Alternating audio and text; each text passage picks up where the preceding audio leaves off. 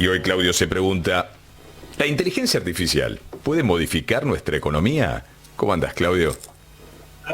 Qué lindo saludarte a vos y a los oyentes. Sí, no es que voy a cortar ahí la columna diciéndote sí. Gracias listo, por nada todo. más. Un abrazo. No, mira, se nos sí. ocurrió hoy, definitivamente sí, no soy un experto yo en inteligencia artificial ni voy a hacer una columna tecnológica, pero sí del lado de la economía. Porque la verdad que, nada, yo quizás me aburrí de mí y del hecho de en la columna diaria de hablar más de lo mismo todos los días, siguiendo el dólar. Después si hay preguntas sobre coyuntura, obviamente las desarrollamos, pero me parece que estos días es más de lo mismo y no quería relatar, viste, un partido sin novedades.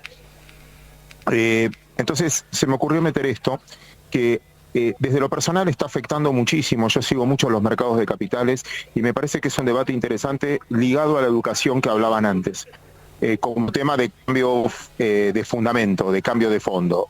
¿Ahí se me escucha bien? Sí, perfecto.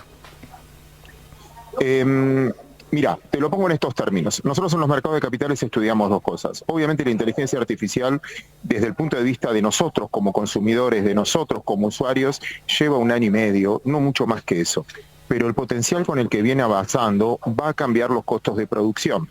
Ejemplo, para extraer litio hoy, con inteligencia artificial, con equipamiento y con tecnología que va directamente al grano y desperdicia mucho menos agua que el que desperdiciaba hace 2 años atrás y 3 años atrás, mucho más eficiente y mucho más efectivo, juega sobre el valor de las materias primas, porque finalmente con mucho menos inversión y margen de error, obviamente la cantidad obtenida va a ser mayor o más productiva y obviamente eso va a pegar en el precio de muchas materias primas. Vos estás en la rural y sentate con cualquier productor y te das cuenta, yo no estuve todavía, pero cuando nos conocimos, nos conocimos de antes, pero cuando yo cerré el contrato con Cadena 3, me acuerdo que fui a Expo Agro, nos juntamos ahí y la reflexión que teníamos todos nosotros es que cuando veíamos la Expo Agro era una revolución tecnológica más que una revolución del campo. Como revolución del campo. En la misma cantidad de hectáreas quizás yo puedo producir el doble de lo que producía hace 20 años, gracias a fertilizantes, gracias a la tecnología que tiene un desarrollo de un grano, y dependemos obviamente de cosas que todavía no podemos controlar como el clima. Entonces, desde ese punto de vista va a cambiar los valores económicos, ya está cambiando los valores económicos como país macro, desde el punto de vista de que vamos a mejorar en cantidad, mucho vamos a mejorar en cantidad, pero no al contrario en precio. Al mismo tiempo, esa productividad, las compañías van a ganar mucho más dinero porque van a perder mucho más en exploración y van a ganar mucho más en explotación. Directamente van a explorar en los caminos y en los lugares que es necesario. Eso va a hacer que las empresas paguen mucho más impuestos a las ganancias, porque finalmente van a ganar más. Y eso va a permitir estados quizás un poco mejor. Esto es lo que dice Elon Musk, que al final vamos a poder pagar un salario universal. Repito, no me rasques mucho porque no es que sé tanto del tema, lo quiero poner sobre la mesa en términos de lo que se debate en las bolsas hoy. El segundo tema tiene que ver con la sostenibilidad, porque esto, producir de forma sustentable y producir contaminando menos, cada vez va a ser más potable. Es como que el mundo que viene tiene muchas oportunidades de ser mucho mejor gracias al uso de esta tecnología. Obviamente, como decía la oyente anterior, quizás un chico que tiene acceso a esto se aburre en el colegio, porque tiene acceso de otras maneras, de otra forma, mucho más rápido, hasta más divertida de lo que nosotros sabemos tradicionalmente, con lo cual nos va a tener que modificar un montón de actitudes. En términos de rentabilidad, decía, de las compañías por mejor productividad, en términos de sostenibilidad. Y te agrego también, en términos informativos, de algoritmos, de cómo obtengo yo la información. Si querés, desde la ética, de cómo yo obtengo esa información. Me pasó a mí, en lo personal. Te puede pasar a vos, Rodolfo, no sé si alguna vez te pasó, que yo con inteligencia artificial te puedo editar cualquier información que vos estás dando, separar algunas partes y hacerte decir cosas que quizás vos no querías decir. Sí, o no yo quisiste decir. tengo una web. Hay una web donde le pedís a Barili que diga cosas. Bueno, ahí está. A mi cara y mi voz. Y además, bueno, algunas publicidades, viste, estas publicidades que te imitan, ¿no? Digo, yo siempre digo que la inteligencia artificial tiene 2 rostros y como hay que cargar, vos nombraste la palabra ética, como hay que cargarla, ¿no? Hay que dirigirla, va a estar siempre la mano del hombre dirigiéndola. pero es fantástica, logra cosas increíbles, incluso en la aplicación básica de las empresas, ¿no? De cualquier empresa de logística que puede con una cámara, preguntándole a la cámara, determinar cuáles son los espacios ociosos, cuántos empleados tiene que tener, de qué manera mejorar la productividad, cuánto tarda un camión en entrar, por ejemplo, a un lugar de carga y salir. Si en realidad conviene acelerar la carga o la descarga de las cosas. Digo, es fantástica.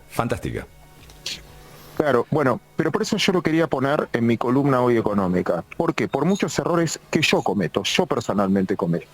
Yo vengo con un tono muy optimista, mira, Argentina, ¿te acordás? Lo hablamos muchas veces, ahora, no sé, con la comunicación satelital y la manera de comunicar, el cobre pasó a ser una atracción fenomenal, y bueno, y justo nosotros tenemos cobre no explorado, y podemos convertirnos en el segundo, y tenemos litio, y tenemos soja, y tenemos trigo, y tenemos maíz, y tenemos energía, y qué potencial, y alguien me frena, lo voy a nombrar, que hablando con él, un israelí, Muki Tenenbaum, me decía, no, pará, porque esto es, y voy a atar a un ejemplo chiquito.